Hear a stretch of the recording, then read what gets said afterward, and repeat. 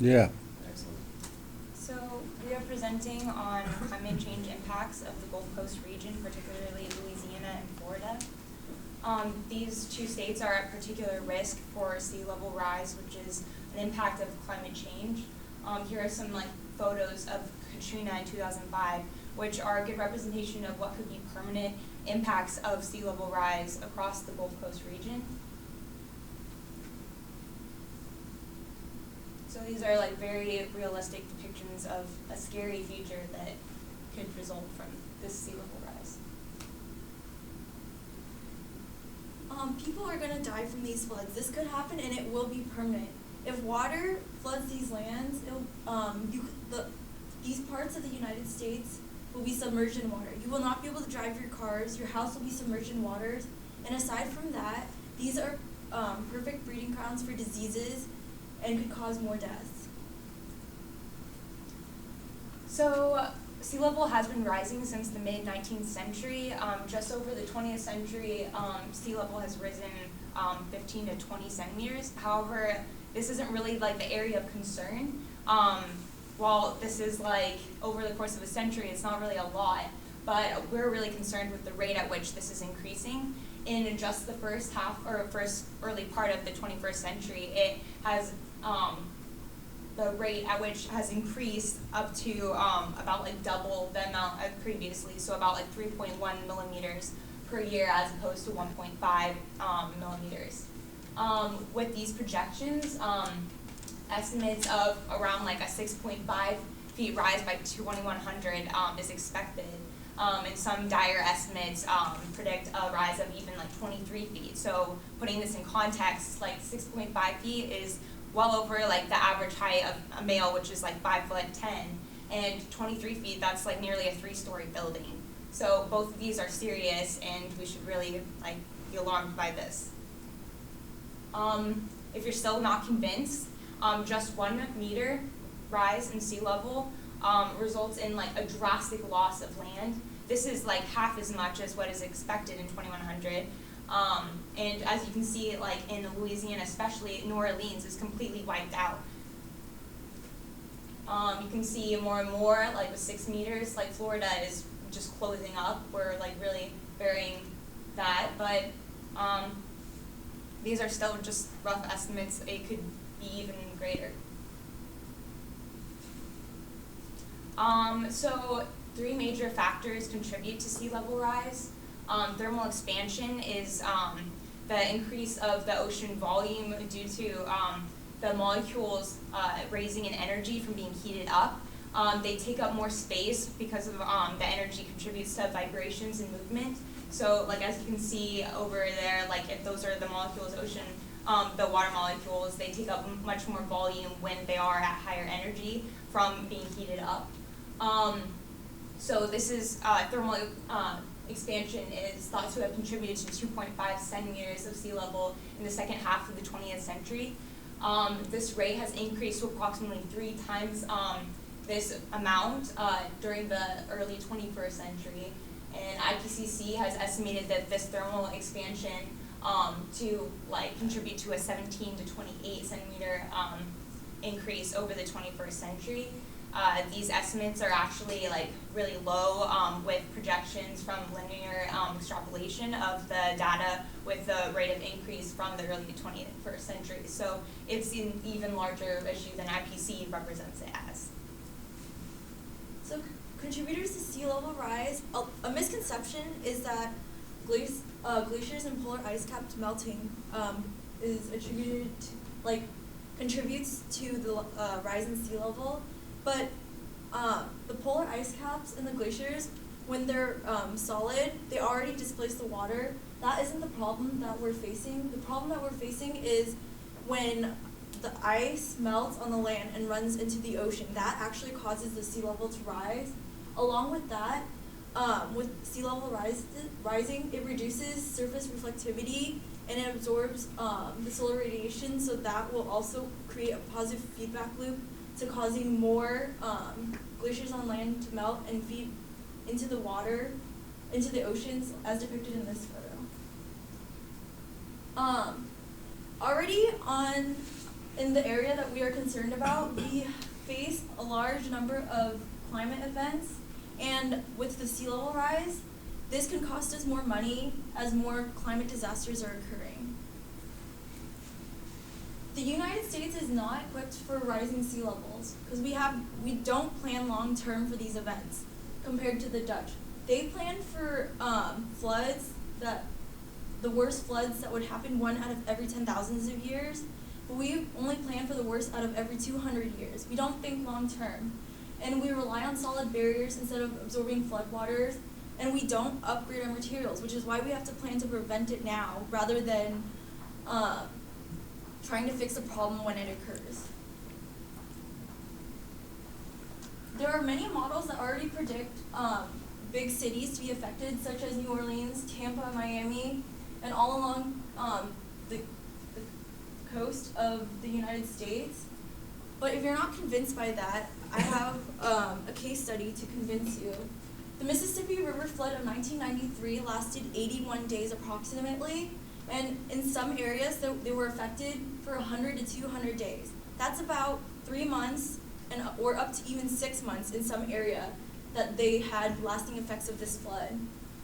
It was the second costliest flood in the U.S., costing $15 billion then, but if we were to fix that problem then, it would have been about $25 billion.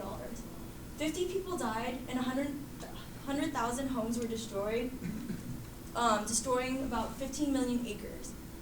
The amount of land destroyed just from the Mississippi River flood of 1993, that is about this, the land of Louisiana, like the same amount of land as half the state of Louisiana.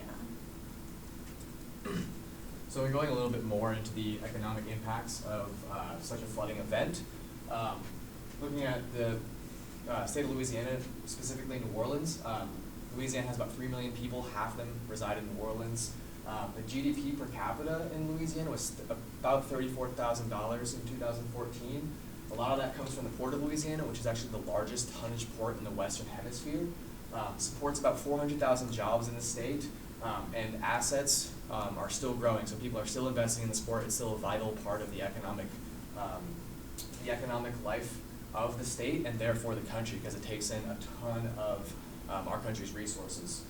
If you look at this $130 million investment in 2010, created about 2,000 jobs, and we actually collected about $11 million in tax revenue from that investment. So looking at the GDP, comparing it to some countries, New Orleans, just the city of New Orleans, GDP per capita, far exceeded Turkey, which was about 11.8, and exceeded that of Spain as well. So those are some pretty big countries that New Orleans is outperforming. We would be remiss if we lost that. A little bit more about the Port of Louisiana. The 3 main things it takes in are petroleum products, crude oil, and food, all things that are not only vital to New Orleans and Louisiana, but also vital to the nation's economy in general. A big part of that life is going to be the Global Texas International Terminal. Again, a lot is still being invested in this terminal, and it's one of the best logistics and manufacturing sites in the world, which is why there's so much investment in it. So here's a graph of the throughput breakdown of the port. You can see about 30% of it is crude oil, 20% is petrochemicals, and then maize and soybeans make up 29%, about 30%. So staple crops, as well as staple substances for our nation's energy economy and just well-being as a whole. A case study that we have here is the damage that was caused by Hurricane Katrina.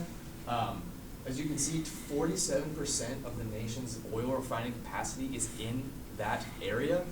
We could lose this permanently, which would devastate the American economy, as well as 30% of the domestic oil production. So that's, again, those 2 things combined would completely wipe us out.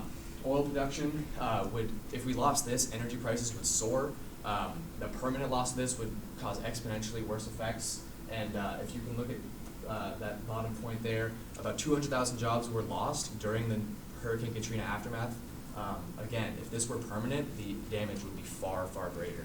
And here's a graph of the oil prices during the time Hurricane Katrina hit. They rose by a little over $1 per gallon for the normal consumer buying gas. So again, if this were a permanent flood event, these losses would be far greater. something that we can't even really predict. So the economic impact that sea level rise has on Florida is enormous. Florida has a total population of around 20 million people, 5 million of which live in Miami, which would be subjected to total flooding if there was about an increase of 1 foot. Florida's total GDP is around $748 billion a year, which makes it the 3rd largest in America and the 19th largest economy in the world. Florida also gave us $154.4 million in federal tax revenue, which compared to the bottom 10 states is a lot higher. This graph here compares the GDP of Florida versus the countries of Poland and Denmark.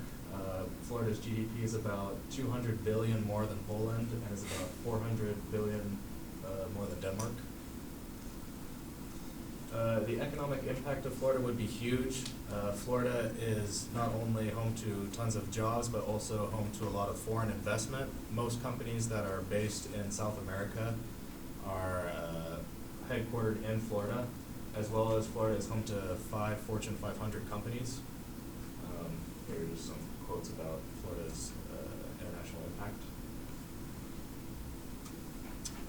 So, how do we mitigate the sea level rise for New Orleans specifically? We would have a Delta Works project that would be kind of like what the Dutch did to stop their whole country from flooding. So if you can see this down about the Netherlands, about 50% of the country is at risk for flooding.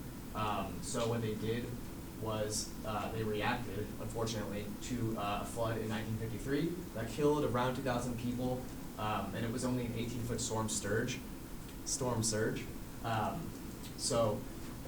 And then you can see here this red bar is where that main danger area is. And we can see what they've done is they've built a complex system of dams, levees, and seawalls, cost about $2 billion. And they have over 350 miles of levees, and they're prepared for a 1 in 10,000 year catastrophic event, which is actually something that they've never seen on human record in that area. They're really prepared for the worst event, and they're actually upgrading it to 1 in 100,000 years. So they are being proactive. They've learned from their mistakes. I think we should do the same. A little bit how this would translate into what we're doing with New Orleans. That red bar is where we would put this. It would cost around $2 billion, just like it did in the Netherlands, and it would be funded by about 70% federal and 30% state sources. This is pretty standard for a public works project of this magnitude that would affect not only the Gulf Coast, but the whole country, as we explained earlier. A little bit about the new levees they're installing in New Orleans now. The Dutch actually have developed erosion-proof levees, which divert water away from the coastline. And they actually also have water pumps as emergency precautions to, again, divert water away from the levees should they not be enough. And the cost of rebuilding the levees is $14 billion. So just imagine how much we could save if we had installed a system like the Netherlands before Hurricane Katrina. So unfortunately for Florida, it does not have the seawall option that New Orleans has. As you can see, this bottom area of southern Florida is all highly subjected to sea level rise, and unlike the Netherlands, as you can look in the Netherlands, that yellow band of islands forms a natural barrier against the sea, which they use to then put their dams against, and so it would just be unfathomable to be able to put a seawall all the way around the southern coast of Florida. And as you can see, Florida has around 1,300 miles of coastline, where the Netherlands only have 280. Just for perspective, that amount of coastline is about the distance between the vertical distance of the United States. Another idea would be a Florida relocation program, essentially moving all of the people who live in Miami and southern Florida away from where they live. It would be estimated to replace homes for around 5 million people at $885 billion, and around $500 billion more to create infrastructure for those new areas, whether that be a new city or upgrading cities to accommodate these people. The total cost would be around $1.4 trillion, and just for perspective, that's a lot of money. The Afghanistan war, which has been going on for over a decade, cost us around $1 trillion. And this also doesn't have any further benefits besides just moving people. So long-term solutions that not only help Florida, but would also help Louisiana as well as the rest of the United States would be to spend the $1.4 trillion on other large-scale projects, like tripling amount of the nuclear facilities that we have, or adding 32,000 square miles of solar panels, and even making 20,000 natural gas plants and 50 LGN tankers, which would only cost around $14.2 billion, so could easily be put into $1.1 trillion to spend on the other projects. All of these projects would help mitigate the effect of sea level rise, and would also help mitigate other climate change problems. So, in summation, congressmen and women, this is not an unsolved problem. We can definitely fix this before it is too late. Losing the Gulf Coast and would have a devastating effect on the American economy and the American standard of living. We've demonstrated that the citizens of the Gulf Coast work tirelessly to provide gains for the American economy and themselves. So we're just asking that the congressmen and women of this committee do the same. Thank you.